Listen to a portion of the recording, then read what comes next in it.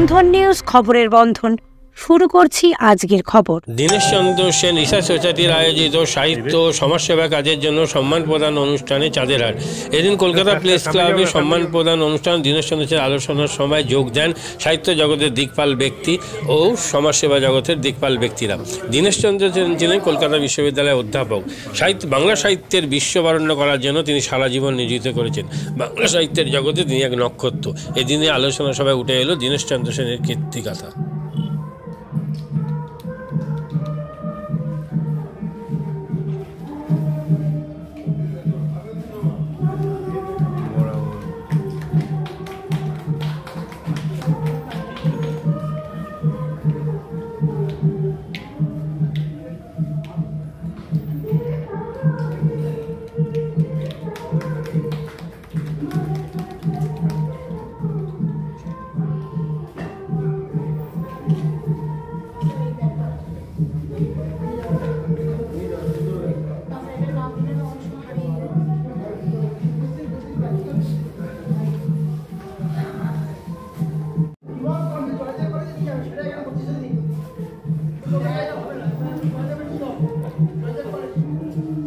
ওনাকে বরণ করে দিচ্ছেন দেবকন্যা ম্যাডাম।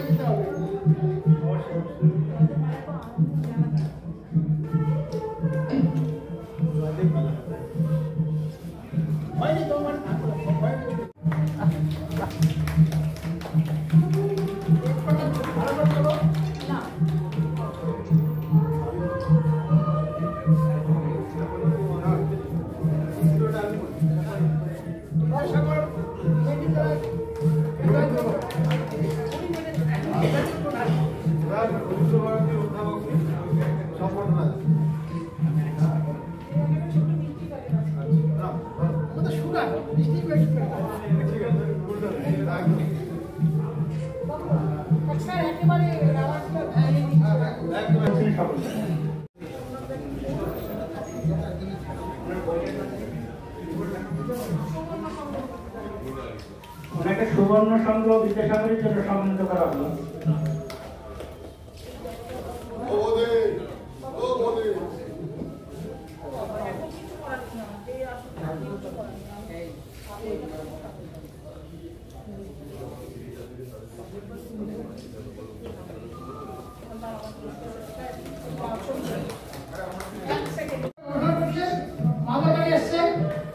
বিশিষ্ট গবেষক এবং পরিশ্রমী গবেষক যাতে সে আমাদের ভুলে না যায়, এই জন্য ফুল ছবি রাখলে আমার সাথে রাখবে। আমার সাথে পড়ে আমার সাথে সেটাও করবে, আমাদের কিনা সেটাও করবে।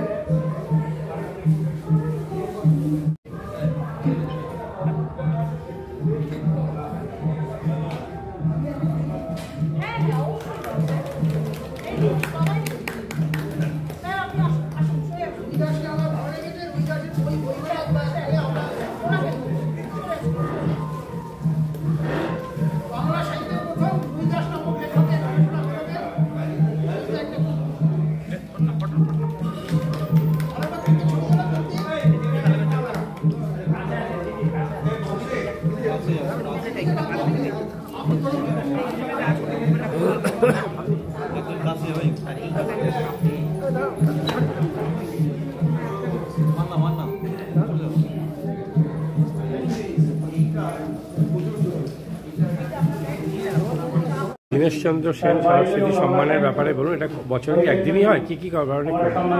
সোশ্যাল ওয়ার্কের উপর সম্মাননা, সাহিত্য সম্মাননা, দীনেশ রবীন্দ্র সম্মাননা দিয়েছি, দীনেশ শরৎচন্দ্র সম্মাননা হয়, আশুতোষ দীনেশচন্দ্র সেন সম্মাননা এবং বহু বক্তব্য সব সময় ভারতের বাংলাদেশে এখন কিছু অস্থির অবস্থা ছিল না, কিন্তু এখানে আমাদের বাংলা সাহিত্যের উপরে কি সম্মাননা? সাহিত্যের উপরে আমরা সম্মাননা দিই। ময়মনসিংহ গীতিকা, বৃহৎবঙ্গ সম্মাননা দেওয়া হতো। দুজন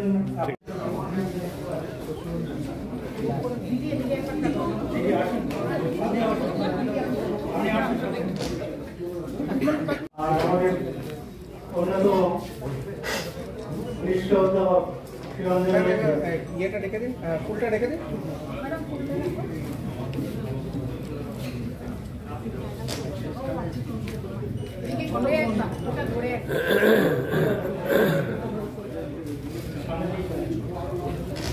আমার দিকে তাকান,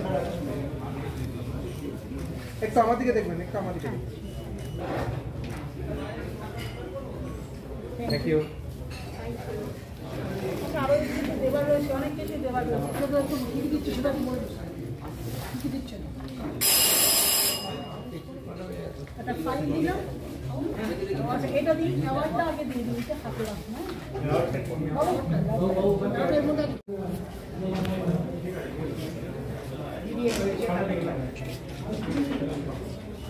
এই সম্মানটা সোশ্যাল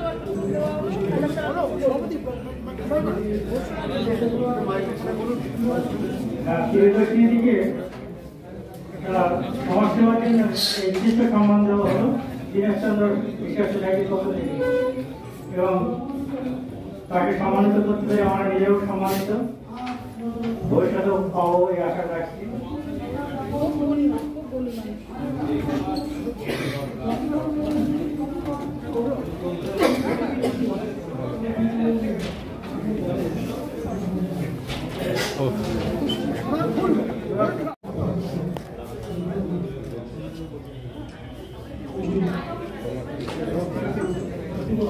এবার নিজের কাছ থেকে শোনা নেবো তার একটু প্রতিক্রিয়া।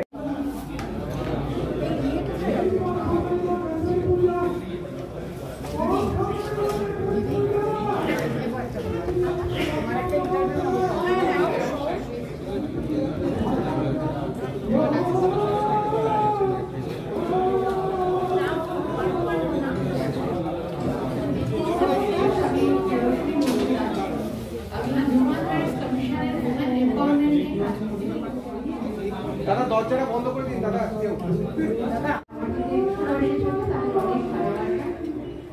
আমি প্রিয়দর্শিনী দাস মজুমদার, আমি হিউম্যান রাইটস কমিশনের সাথে যুক্ত এবং উমেন্স এমপাওয়ারমেন্টে আমি নিয়ে কাজ করছি। আমি সেন্ট্রালেই আছি। আমার খুব ভালো লাগছে এরকম একটা অনুষ্ঠানে অ্যাওয়ার্ড পেতে, তো সবারই ভালো লাগে, কিন্তু সমাজসেবামূলক কাজ নিয়ে বেশি কিছু বলতে ভালো লাগে না, এটা সম্পূর্ণ মন থেকে আসে। প্রত্যেকের মধ্যে কিছু না কিছু ইচ্ছা থাকে, আমরা প্রত্যেকেই সামাজিক এবং সবার জন্য ভালো করার প্রত্যেকের ইচ্ছা থাকে। আমিও সেরকম ছোট ছোট করে আস্তে আস্তে এগিয়েছি। অনেকের যেরকম আমি ছোট একটা উদাহরণ দিই, যেমন অনেকের মেয়ের বিয়ের যেরকম একটা সমস্যা থাকে সেটা হয় না, তো সেটার দিক থেকেও আমরা এগিয়ে আসি। আর নারী নির্যাতনের বিভিন্ন রকম সমস্যা আজও আছে গ্রামে গঞ্জে, সেখানেও আমরা পৌঁছাই। তো বিভিন্ন রকম সমস্যার সাথে আমরা মোকাবিলা করার চেষ্টা করি, কিন্তু মেয়েরা আজও সেই নিজের পায়ে দাঁড়িয়ে আস্তে আস্তে নিজের লক্ষ্যে পৌঁছে গেছে এবং অনেক দূর পৌঁছে গেছে, ভালো করে দেখতে জানা যাবে। তবু কিছু সমাজের কিছু গ্লানি আজও থেকে গেছে, কিছু ভুল ভ্রান্তি আজও থেকে গেছে। আমরা সেগুলোকে শুধরানোর জন্য অনেক চেষ্টা করে যাচ্ছি, যে নারী পুরুষ এখন সমান সমানভাবে চলছে, একই সাথে পা মিলিয়ে চলছে, কেউ আগে নেই কেউ পিছিয়ে নেই। সবার আগে নারী সম্মানের জরুরি, কেননা যে দেশ নারী সম্মান আগে দেয় সেই দেশ কত আগে এগিয়ে যায়। আমরা তো সেইভাবেই এগোবো না, এটাই আমার বলার। আর তার সাথেও আছে বিভিন্ন সামাজিকভাবে বিভিন্ন পশু প্রাণী, এই যে শীতকালে রাস্তায় বিভিন্ন প্রাণী ডগি এরা আছে, এদেরকে বিভিন্ন রকমভাবে ঠান্ডায় কষ্ট পাচ্ছে, এদেরকে ফুড মানে তাদের খাবার দেওয়া, তারপরে তাদের সেবা এবং বিভিন্ন তারা ইনজুরি হয় সেগুলোর জন্য আমরা ব্যবস্থা করি। কারণ স্বামী বিবেকানন্দ বলেইছেন, জীবে প্রেম করে সেই জন তো আমরা সামাজিকভাবে যতটা পারি সবার জন্যই করার চেষ্টা করতে হবে। সমস্ত প্রতিষ্ঠানের সঙ্গে যুক্ত আমরা হিউম্যান রাইটস, মানে মানুষের অধিকার নিয়ে আমরা লড়াই করি। সেখানে কোনো মানুষ এবং কোনো প্রাণীকে আমরা নির্যাতিত হতে দেখবই না, দেখতে চাই না। কোনো মহিলা, কোনো মেয়েদের কোনো অত্যাচার, পুরুষদের অত্যাচারের ক্ষেত্রে আপনার পাশে দাঁড়ান?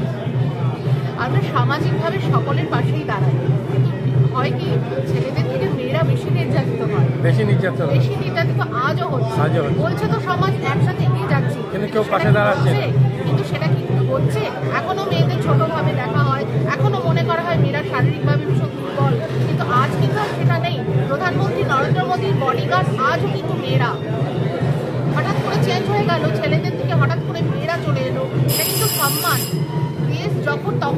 এইভাবে যখন মেয়েরা সম্মানিত হবে, মেয়েরা প্রতি পদক্ষেপে আজও প্রতি পদক্ষেপে অসম্মানিত হচ্ছে, এটা আমরা মেনে নেব না। আমরা যেমন ছেলেদেরও পাশে আছি, আমরা সেরকম মহিলাদেরও পাশে আছি, কিন্তু এইটা মেনে নেব না যে মেয়েরা উইক। মেয়েরা সব থেকে বেশি শক্তিশালী, মা দুর্গার অবতার তারা সব দিক থেকে সব কিছু সহ্য করে তারা আজও নিজের প্রত্যেকটা অঙ্গীকারবদ্ধ এবং প্রবল শক্তিশালী তারা।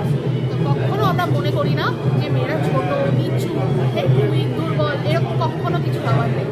যখন যদি মেয়েরা নির্যাতিত আজও হয়, এরকম কোনো মানসিক গ্লানি যদি মেন্টাল কোনো মনে থাকে, তো সেটা ডাক্তার দেখানোর ব্যবস্থা করা উচিত, আমরা সেটা মনে করি। কারণ দেশ তখনই এগোবে যখন মেয়েরা এগোবে।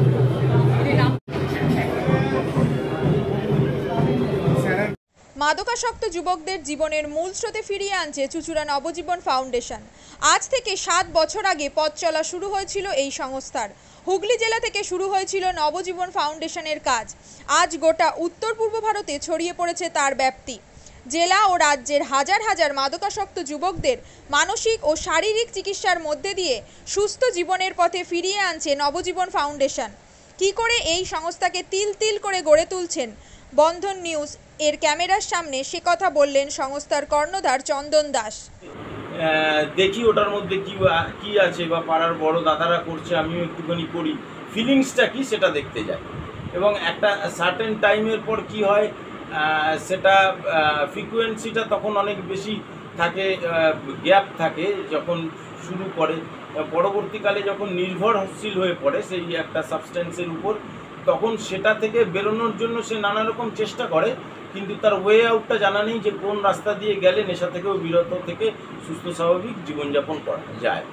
তো আমি ভাবলাম যে শুধুমাত্র আমি সুস্থ স্বাভাবিক জীবনযাপন করলাম, আমার জীবনের সার্বিক উন্নতি হলো, বা আমার যেসব এম বা আমি জীবনে যে জিনিসগুলো করতে পারিনি সেগুলো আমি ফুলফিল করলাম, তাহলে তো শুধু আমার কথাই ভাবা হলো।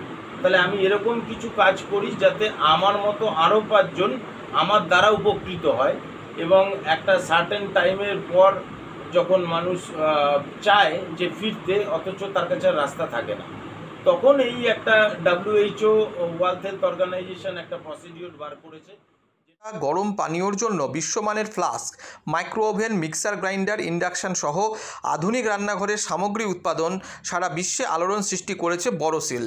পাশাপাশি বিশ্বমানের সোলার গ্লাস, যা সোলার সিস্টেমের অন্যতম সামগ্রী তৈরি করে, সারা বিশ্বে নজির গড়েছে বড়সিল। দেশের বাজারে পাশাপাশি বিশ্ববাজারেও সব প্রতিযোগী কোম্পানিকে পিছনে ফেলে এগিয়ে চলেছে ভারতের বড়সিল। রাজস্থানের বড়সিল কারখানায় 1200 মহিলার কর্মসংস্থান হয়েছে।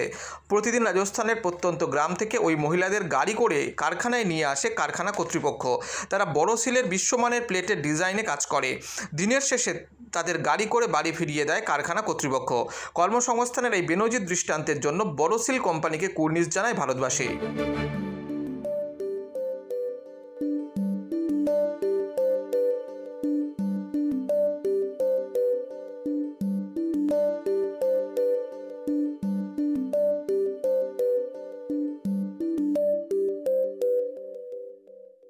At Borosil, our products touch our customers' lives in many ways. Our philosophy is simple: understand the evolving needs of our customers and deliver solutions to meet them. We look beyond business. We promote green energy as well as provide healthcare and education for the underprivileged. In fact, this has been our heritage at Borosil.